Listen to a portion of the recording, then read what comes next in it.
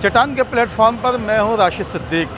सानिया गुल प्लाज़ा कई कीमती इंसानी जानों को जो है जिसकी नज़र हो गई। पूरा पाकिस्तान ही नहीं बल्कि दुनिया भर में जहाँ जहाँ पाकिस्तानी बसते हैं वहाँ उनको जब सानिया गुल प्लाज़ा की इतलात मिलती है तो यकीनन उनका दिल खून के आंसू होता है। और इसके साथ साथ जो हमारे हुक्मरानों की बेहिसी है, जो हमारे इदारों की बेहिसी है कि किस तरीके से कानून के साथ खिलवाड़ करने के बाद जो चीज़ें बनती हैं, ख़ास तौर पर सिंध बिल्डिंग कंट्रोल अथॉरिटी जिसकी करप्शन की दास्तानें पूरी दुनिया में फैली हुई हैं। और इस वक्त भी जो आज तीसरा रोज़ हफ्ते की शब यह आग लगी थी और इसको बुझाने में यकीनन जो फायर फाइटर थे उनकी खदमात को जो नज़रअंदाज नहीं किया जा सकता, बल्कि सलाम पेश किया जाना चाहिए कि जिस तरीके से फायर फाइटर्स ने दहकते आग यानी कि आग के शोले उस वक्त बुलंद हो रहे थे जब हफ्ते की शब ये आग लगी। तो इतवार की सुबह तकरीबन 12 से 1 बजे तक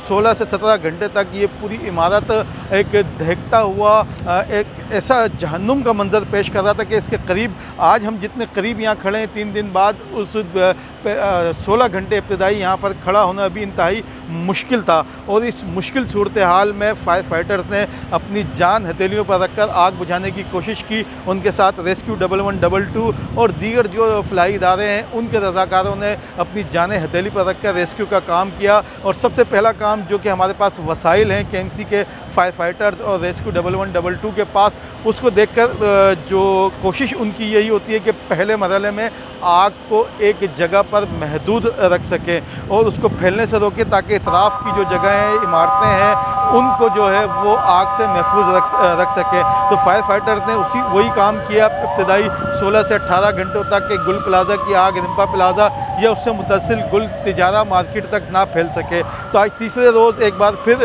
हम बता दें कि ये तीसरी मंजिल जो है इस पर एक बार फिर आज तकरीबन तीसरे रोज़ जो है उस पर आग लगी थी और यहाँ पर एक बार फिर काले धुएं के बादल इस पूरे इलाके में फैल गए थे। फायर फाइटर्स ने वो जो 2 ग्रिलें इस वक्त आपको निकली हुई दिख रही होंगी, तो वो ग्रिलें निकाली, उसके बाद वो अंदर गए। इस वक्त भी आप देख सकते हैं कि किस कदर धुआं है कि करीब यहाँ पर कोई इंसान जो है बग़ैर हिफाजती इक़दामात के खड़ा नहीं हो सकता। फायर फाइटर ने स्नार्कल की मदद से अंदर गए, अंदर पानी का छिड़काव किया, आग के जो शोले अंदर बुलंद थे उसको जो है वो ख़त्म किया। और यकीनन जब तक इस पूरी अमल का रेस्क्यू ख़त्म नहीं होता, तमाम तर चीज़ें क्लियर नहीं हो जाती, जो लोग अब तक भी तकरीबन दर्जनों के हिसाब से लापता हैं उनका सुराख नहीं लग जाता। उनकी डेड बॉडीज़ चूँकि अब इम्कानात ज़िंदा रहने के किसी के भी नहायत कम है, क्योंकि जिस तरीके से इस वक्त भी हम इससे काफ़ी फासले पे हैं लेकिन इसकी हीट जो है वो यहाँ पर महसूस की जा सकती है। तो यकीनन जो चीज़ें अंदर होंगी ये वो हिस्सा है रिम्पा प्लाज़ा से मुतसिल जो कि मुनहदम हुआ और इसको तो मुकम्मल तौर पर इसमें जाने की भी इजाज़त नहीं है, चाहे वो रेस्क्यू वर्कर्स हों चाहे कोई और। ये जो पुराना हिस्सा है गुल प्लाज़ा का, सबसे पहले एक और चीज़ लोगों के जहनों में था कि जो गुल प्लाज़ा के एसोसिएशन है उनका ये कहना था कि 35 से ज़ायद इसके आमदोरफ्त के रास्ते थे। तो जनाब 35 से ज़ायद नहीं, ये जो बिल्कुल गुल प्लाज़ा से मुतसिल जगह है जो कि मुनहदम हो चुकी है, ये पार्किंग का रैंप था, यहाँ से गाड़ियाँ ऊपर जाती थी, जबकि इसके साथ ही मुतसिल ये जो पहली मंजिल का जहाँ पे शटर नहीं है इससे नीचे आएंगे तो यहाँ पे एक गेट था। ये वो हिस्सा है गुल प्लाज़ा का जो मेन MA जिन्ना रोड से मुतसिल है। इसके बाद एक और गेट इसका यहाँ पे था। तो ये 2 गेट जो इसकी मुनहदम होने वाली इमारत है उसके हैं। उसके बाद एक और गेट थोड़ा सा अगर हम आगे की तरफ चलें वो दूसरा उसका गेट है जो लोहे का इस वक्त बंद है। ये इसका मेन MA जिन्ना रोड की साइड वाला दूसरा गेट था, जबकि उसके बाद एक और गेट था जो तीसरा गेट कहलाता है।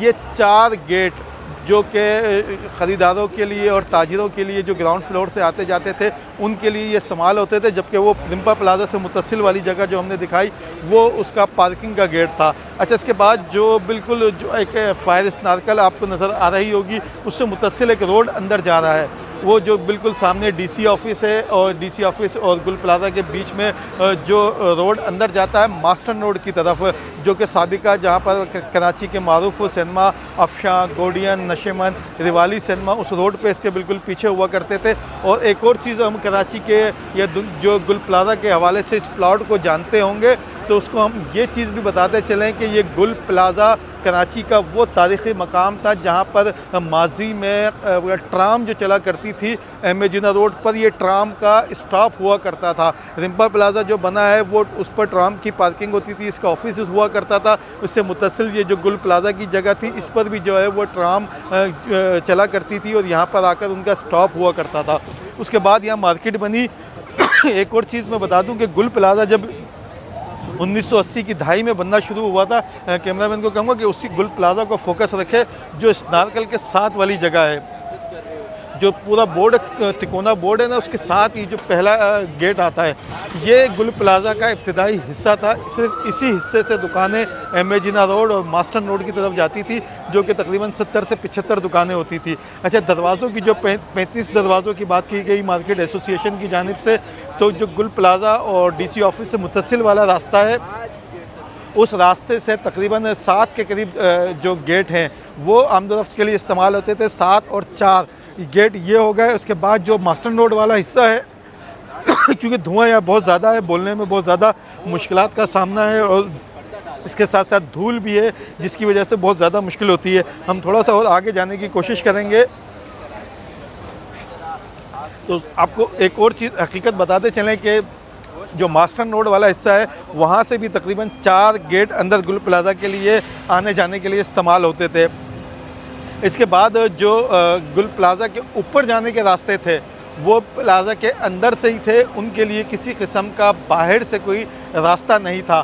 और जो वायरिंग की और दीगर जो मेंटेनेंस की बातें हैं, अगर वो इस जले हुए हिस्से को देख सकें तो आप अंदाज़ा कर सकते हैं कि वायरिंग का सिलसिला किस कदर शदीद ख़तरनाक था। इलेक्ट्रिकल इंस्पेक्टर जिसकी ज़िम्मेदारी होनी चाहिए थी इन तमाम तर चीज़ों की कि देखते ही, और फायर के हवाले से जो बिजली की वायरिंग का जो इंतज़ाम होता है वो तमाम की तमाम चीज़ें उनकी ज़िम्मेदारी आयद होती है कि किस बिल्डिंग में ख़ास तौर पर जहाँ पर इंसानों की आमदोरफ्त का एक तवील जो है वो सिलसिला हो। दिन में हज़ारों की तादाद में लोग इस शॉपिंग मॉल में आया करते थे और जो कराची के पुराने बासी हैं या नए बासी हों वो सब जानते हैं कि इलेक्ट्रॉनिक की अशिया हो, ख़ास तौर पर कंबल, बैग्स और दीगर जो आराइशी चीज़ें होती हैं वो गुल प्लाज़ा में बासानी और इंतहाई मुनासिब कीमतों में मिला करती थी। ऊपर वाले हिस्से में जो है वो गोदाम भी बना दिए गए थे और देख सकते हैं वो जो तीसरी मंजिल की छत जो कि नीचे मुनज़्ज़म हो चुकी है वो पार्किंग का हिस्सा था। और जिस कदर तेज़ ये आउटर्स आप AC के देख सकते हैं तो आप अंदाज़ा कर सकते हैं कि एक पुरानी जो इमारत थी, पुराना जो शॉपिंग मॉल था, उस पर वायरिंग का लोड किस कदर ज़्यादा आया होगा। इब्तदाई तौर पर जो फायर ब्रिगेड है उनका भी यही कहना है कि शॉर्ट सर्किट आग लगने की वजह है, तो लेकिन हतमी तौर पर ये वजह सामने नहीं आ सकी है। फायर फाइटर्स भी यहाँ पर मौजूद हैं और उनकी जानिब से भी हम कोशिश करेंगे, अगर थोड़ा सा लाइट डाल के आप दिखा सकते हैं कि अंदर क्या है इस वक्त सूरत हाल है आग की। बल्कि यहाँ पे नहीं, अभी खतरा है, ऊपर से वो गिर रहा है। थोड़ा सा ये देखें, ये लाइट के ज़रिए पूरी मार्केट का जो कहा जाता है कि बहुत ज़्यादा कुशादा रास्ते थी, ये हकीकत पूरी बयां करती है कि मार्केट में किस कदर जो है वो चीज़ें, मार्केट कितनी गुंजान थी, कंजेस्टेड थी। और इसके साथ साथ ये जो तकरीबन 7 फीट का ये तकरीबन 5 से 6 फीट के दरमियान का ये रास्ता है और इस रास्ते पर भी जो दुकानदारों के केबिन हुआ करते थे, जो उनके आराइशी अशिया होती थी वो रख दिया करते थे, जिसकी वजह से मुश्किलात पेश आती थी। तो इसके बाद क्योंकि इस बिल्डिंग में एक बार फिर आग भड़क उठी है और नीचे से भी आप देख सकते हैं कि धुआं आ रहा है पहली मंजिल से, इसके बाद दूसरी मंजिल और तीसरी मंजिल। तो उसकी वजह से एक बार फिर यहाँ पर जो है वो रेस्क्यू के कामों के लिए जो कुछ यहाँ पर सर्चिंग का अमल शुरू किया गया था वो ख़त्म करके एक बार फिर रेस्क्यू का काम जो है यहाँ पर शुरू कर दिया गया है। तो ये तमाम की तमाम बेहिसी है और इसका जो मास्टर रोड वाला हिस्सा है उस हिस्से से भी हम आपको सूरत हाल से आगाह करेंगे कि वहाँ पर, क्योंकि वहाँ पर जो ये वाला इस इमारत का ये वाला हिस्सा जो कि एम ए जिन्ना रोड से भी मुनज़्ज़म हुआ है, तो यही हिस्सा उस तरफ से भी जो है वो मुकम्मल तौर पर मुनज़्ज़म हो चुका है। और जो सबसे पुराना हिस्सा है वो हिस्सा अब भी मौजूद है, लेकिन सिंध बिल्डिंग कंट्रोल अथॉरिटी ने इसको मखदूश करार दे दिया है। अच्छा, इस इमारत के हवाले से जो मुख्तलिफ़ कोताहियाँ मुख्तलिफ़ इदारों के सामने आई हैं, चाहे वो KMC हो, चाहे वो ज़िला इंतज़ामिया डिप्टी कमिश्नर हो, सिंध हुकूमत हो और सिंध बिल्डिंग कंट्रोल अथॉरिटी, उस पर हम तफसील से बात करेंगे बैठ कर और माहिरीन के साथ, क्योंकि एक ऐसी खामियाँ करप्शन की दास्तान इस गुल प्लाज़ा की आग ने यहाँ की है जिसकी नज़ीर जो है वो नहीं मिलेगी। और इसके साथ साथ अगर अब भी आंखें नहीं खोली गई, मैं एक बार फिर कहूँगा अब भी आंखें नहीं खोली गई तो सिर्फ एक इशारा मैं देना चाहूँगा कि अगर अब भी आंखें नहीं खोली गई तो इस किस्म के एक सानिया नहीं, कराची के जो तिजारती मराकीज़ हैं, इमारतें हैं, वहाँ पर सैकड़ों सानियात जो है वो मुंतज़िर हैं। माजी से अगर सबक नहीं सीखा गया तो मैं कहूँगा थोड़ा सा कैमरामैन सिर्फ घूम जाए। तफसीलात मैं अगले व्लॉग में बताऊँगा, सिर्फ ऊपर से नीचे तक दिखा दे स्क्रीन पर। कुछ कहने से ज़्यादा अगर स्क्रीन पर लोग देखें और समझ जाएं तो ज़्यादा बेहतर है। इस गुल प्लाज़ा से अगर सबक नहीं सीखा गया तो कराची में हज़ारों नहीं लाखों शहरियों की ज़िंदगी ख़तरे में है, और ये ख़तरा ये इमारतें हैं। हम गुल प्लाज़ा को रोते हैं कि एमरजेंसी का रास्ता नहीं, इधर यहाँ पर किसी का फायर के हवाले से कोई इंतज़ामात नहीं, तो ये कसीरुल मंजिला बिल्कुल गुल प्लाज़ा के सामने इमारतें बनाई जा रही हैं। तफसीलात मैं अगले व्लॉग में बताऊँगा, और मेरे साथ इस अगले व्लॉग में जो ख़तरा है कराची के शहरियों को, शहरियों की ज़िंदगी को, कराची के शहरियों की इमलाक को, अरबों रुपए की इमलाक को जो ख़तरा है, उसमें मेरे साथ सीनियर सहाफ़ी तला मखदूम भी होंगे। वो भी आपको आगाह करेंगे कि इस तरीके से गुल प्लाज़ा ही नहीं, कराची की हज़ारों इमारतें गुल प्लाज़ा बन सकती हैं अगर इंतज़ामिया ने अपनी आँखें नहीं खोली। अब तक के लिए इतना ही। चैनल को लाइक और सब्सक्राइब लाजमी कीजिएगा। अल्लाह हाफ़िज़।